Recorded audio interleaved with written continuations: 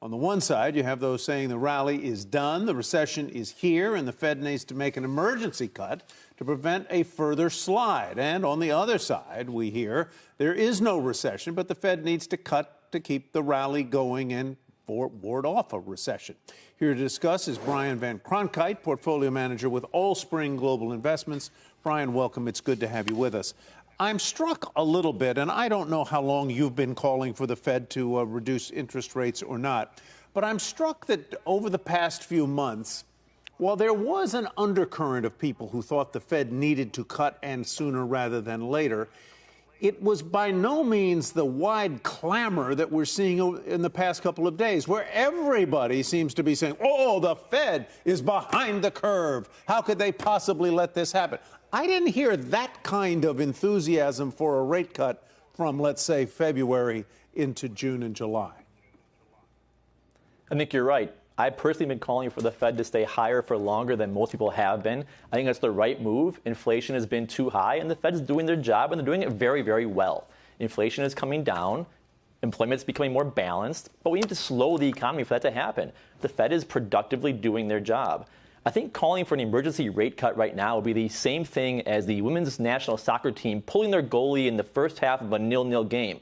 It might work, it might bring some offense, but it's very risky, and we have to call into question the credibility of decision makers here. So the Fed needs to cut rates methodically, predictably, and a little bit in the future, but not right now. Things are going quite well. Yeah, there are some people who are saying that they need to do an intermediate cut, or that they need to do 50 basis points, a half percentage point when they meet again in mid-September.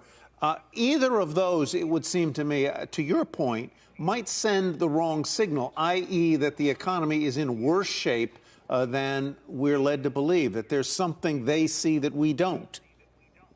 That's exactly right. A major cut right now, either preemptively ahead of the next meeting or a big cut at the next meeting, would tell the market that the Fed is scared.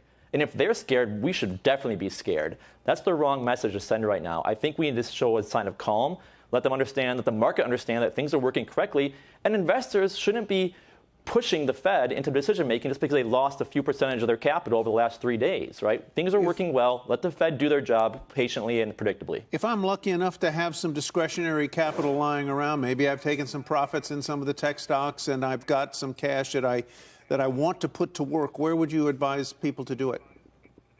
There's a few things you can do right now. Number one, if you did make some money in tech, I think it's a great time to move that money into traditional defensives. Not because you need to hide out and play defense, but a lot of capital was hiding in mega cap tech for stability. The traditional defensives of healthcare and staples, to me, look very attractive. In particular, Charles River Labs, they report tonight. I think they would have to probably cut guidance, but when they do, it's likely the last cut. That company has done a phenomenal job investing through the cyclical slowdown in clinical research, and they're going to be a secular grower on the other side of this, gaining market share through acquisitions and organic investments. It's a great place for both defense and offense over the next 24 months.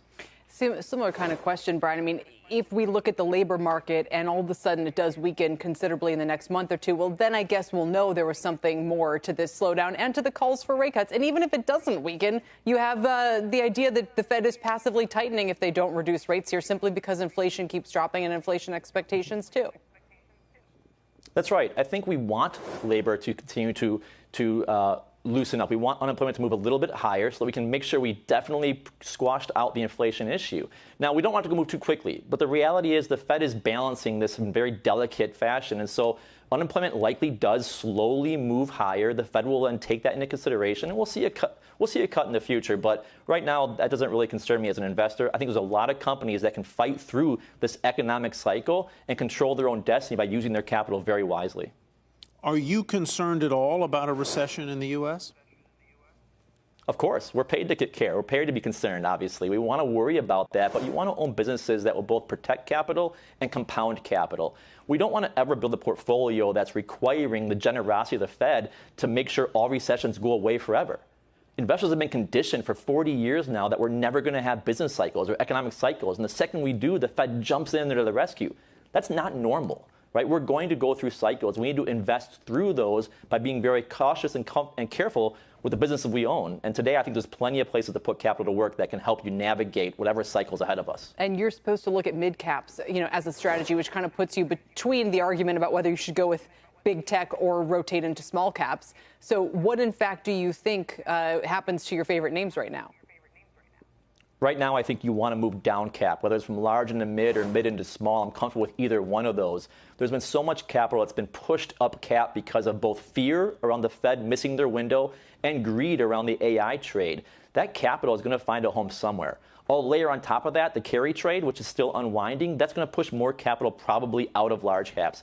I feel very comfortable moving down cap and moving to value, actually. In the very initial phases of the Fed's challenge here with the economic pullback, value might struggle, but not to a large degree versus growth or versus the large cap. So I like moving down cap to mid and small. I like moving to value from growth today.